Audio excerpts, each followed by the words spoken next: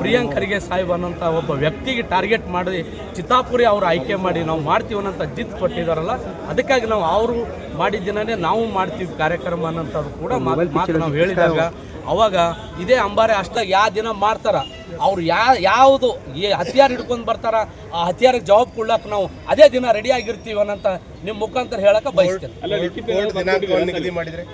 Court ದಿನಾಂಕ ನಿಗದಿ ಮಾಡಿದರೆ ಅವ್ರ ಕೈಯಲ್ಲಿ ಲಾಠಿ ಬಿಟ್ಟು ದೇಶದ ತಿರಂಗ ಜಂಡ ಹಿಡ್ಕೊಂಡು ಸಂವಿಧಾನ ಪೀಠಿಗೆ ಬುಕ್ ಅನ್ನು ಹಿಡ್ಕೊಂಡು ಬಂದರೆ ಮಾತ್ರ ಅವ್ರಿಗೆ ನಾವು ಅವಕಾಶ ಕೊಡ್ತೀವಿ, ಇಲ್ಲಾಂದ್ರೆ ಅವಕಾಶ ಕೊಡೋದಿಲ್ಲ.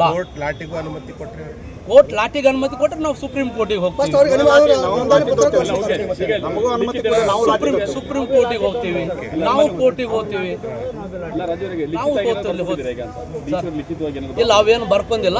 2ನೇ ತಾರೀಕು ಕೇಳಿದ ಸಲುವಾಗಿ ಇವತ್ತು ಜಿಲ್ಲಾಧಿಕಾರಿಗಳು ಮೀಟಿಂಗ್ ಕರೆದಿದ್ರು. ಆ ಮೀಟಿಂಗ್ ನಾವು ಅಟೆಂಡ್ ಆಗಕ್ಕೆ ಬಂದಾಗ ಅವ್ರು RSS ಅವ್ರು ಕೂಡ ನಮ್ಮ ಅಂಬಾರೆ ಅಷ್ಟಿಗೆ ಅನ್ನೋಂಥ ಒಬ್ಬ ವ್ಯಕ್ತಿನೂ ಬಂದು ಕುಂತು ಶಾಂತಿ ರೀತಿಯಿಂದ ಸಭೆಯನ್ನು ನಡೆದಿತ್ತು. ಎಲ್ಲರಿಗೆ ಎಲ್ಲ ಸಂಘಟನೆದವರಿಗೆ ಒಬ್ಬೊಬ್ಬರಿಗೆ DC ಅವರು ಮಾತಾಡೋ ಮುಖಾಂತರ ಏನದ ಎಲ್ಲರಿಗೆ ಟೈಮಿಂಗ್ ಚೇಂಜ್ ಕೇಳ್ತೀರಿ ಅಂತ ಹೇಳಿದ್ರು. ಅದ್ರಾಗ 2-3 ಸಂಘಟನೆದವರು RSS ಅವ್ರಿಗೆ ಯಾವ ದಿನ ಕೊಡ್ತೀರಿ ಅದೇ ದಿನನೇ ನಮಗೆ ಕೊಡಬೇಕು. ಉದ್ದೇಶಪೂರ್ವಕವಾಗಿ RSS ಅವರು ದಲಿತರ ಮೇಲೆ ಮತ್ತು ದಲಿತ ನಾಯಕ ಒಬ್ಬ ಪ್ರಿಯಾಂಕ್ ಖರ್ಗೆ ಸಾಹೇಬ್ ಅನ್ನೋಂಥ ಒಬ್ಬ ವ್ಯಕ್ತಿಗೆ ಟಾರ್ಗೆಟ್ ಮಾಡಿ ಚಿತ್ತಾಪುರಿ ಅವರು ಆಯ್ಕೆ ಮಾಡಿ ನಾವು ಮಾಡ್ತೀವಿ ಅನ್ನೋಂಥ ಜಿತ್ ಕೊಟ್ಟಿದ್ದಾರಲ್ಲ, ಅದಕ್ಕಾಗಿ ನಾವು ಅವರು ಮಾಡಿದ್ದಿನೇ ನಾವು ಮಾಡ್ತೀವಿ ಕಾರ್ಯಕ್ರಮ ಅನ್ನೋಂಥದ್ದು ಕೂಡ ಮಾತು ನಾವು ಹೇಳಿದಾಗ ಅವಾಗ ಇದೇ ಅಂಬಾರೆ ಅಷ್ಟಿಗೆಯನ್ನು ಎದ್ದು ನಾವು ಮತ್ತೆ ಇನ್ನೊಂದು ಸರಿ ನಾವು DC ಮೇಡಮ್ ಅವ್ರಿಗೆ ಹೇಳಿದೆವು, ಮೇಡಮ್ ಅವರೇ ಅವ್ರು RSS ಅವ್ರು ಮಾಡ್ತಾರಲ್ಲ ಕಾರ್ಯಕ್ರಮ ಮಾಡ್ಲಿಕ್ಕೆ ನಮ್ಗೆ ಯಾವುದೋ ಅಭ್ಯಂತರ ಇಲ್ಲ. ರಾಷ್ಟ್ರ ಧ್ವಜ ಮತ್ತು ಸಂವಿಧಾನ ಪೀಠಿಕೆಯನ್ನು ಹಿಡ್ಕೊಂಡು ಅವರು ಪಥಸಂಚಲನ ಕಾರ್ಯಕ್ರಮವನ್ನು ನಡೆಸಲಿ, ಅವರಿಗೂ ಕೂಡ ನಾವು ಸಪೋರ್ಟ್ ಮಾಡ್ತೀವಿ.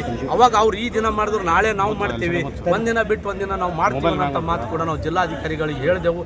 ಅವಾಗ ಇದೇ ಅಂಬಾರೆ ಅಷ್ಟಿಗೆ ಅಂತೇಳಿ ಒಬ್ಬ BJP ಲೀಡರ್ ಎದ್ದು ಹೇಳ್ತಾನ, ಇಲ್ಲ ಸಂವಿಧಾನದಲ್ಲಿ ಏನು ಹಿಡ್ಕೊಂಡು ನಾವು ಕಾರ್ಯಕ್ರಮವನ್ನು ಮಾಡ್ಬೋದು, ನಾವು ಲಾಠಿ ಹಿಡ್ಕೊಂಡೆ ಪಥಸಂಚಲನವನ್ನು ಮಾಡ್ತೀವಿ ಅಂತ ಹೇಳಿದಾಗ ನಾವೆಲ್ಲರೂ ಎದ್ದು ಅದಕ್ಕೆ ವಿರೋಧಿಸ್ತೀವಿ ಅಂಥೇಳಿ ಅಂದಾಗ ನಮಗೆ ಅವರಿಗೆ ಮಾತಿನ ಚಕ್ಕಮುಕ್ಕಿ ಆದಾಗ RSS ಅವ್ರು ನಾವು ನೋಡ್ತೀವಿ ನಿಮಗೆ ನಾಳೆ ಬರೋಂಥ ದಿನದಲ್ಲಿ ನಿಮಗೆ ಬಿದ್ದದ ನಮಗೆ ಬಿದ್ದದ ಅನ್ನೋಂಥ ಮಾತು ಹೇಳಿ ಅವರು ಮೀಟಿಂಗ್ ಹಾಲಿನಿಂದ ಹೊರಗೆ ಹೋಗಿದ್ದಾರೆ.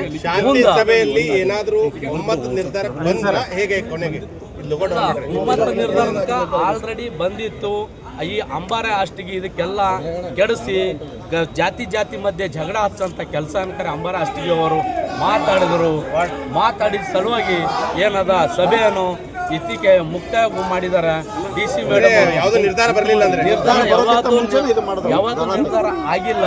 ಅದಕ್ಕೆ ಅದು ಏನದ ಕೋರ್ಟ್ ಏನು ಮಾಡ್ತದೆ 30 ತಾರೀಕನ್ನು ನೋಡಿ ಮತ್ತೆ ನಮಗೆ ಮಾತಾಡ್ತೀನಿ ಅಂತ ಹೇಳ್ಯಾರ.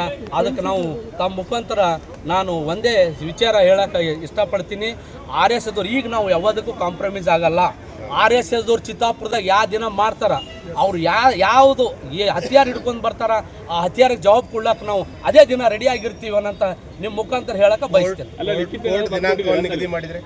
ಕೋರ್ಟ್ ದಿನಾಂಕ ನಿಗದಿ ಮಾಡಿದರೆ ಅವ್ರ ಕೈಯಲ್ಲಿ ಲಾಠಿ ಬಿಟ್ಟು ದೇಶದ ತಿರಂಗ ಜಂಡ ಹಿಡ್ಕೊಂಡು ಸಂವಿಧಾನ ಪೀಠಿಗೆ ಬುಕ್ ಅನ್ನು ಹಿಡ್ಕೊಂಡು ಬಂದರೆ ಮಾತ್ರ ಅವ್ರಿಗೆ ನಾವು ಅವಕಾಶ ಕೊಡ್ತೀವಿ, ಇಲ್ಲಾಂದ್ರೆ ಅವಕಾಶ ಕೊಡೋದಿಲ್ಲ. ಕೋರ್ಟ್ ಲಾಟಿಗೆ ಅನುಮತಿ ಕೊಟ್ಟರೆ ನಾವು ಸುಪ್ರೀಂ ಕೋರ್ಟಿಗೆ ಹೋಗ್ತೀವಿ, ಸುಪ್ರೀಂ ಕೋರ್ಟಿಗೆ ಹೋಗ್ತೀವಿ, ನಾವು ಕೋರ್ಟಿಗೆ ಹೋಗ್ತೀವಿ. ನಾವು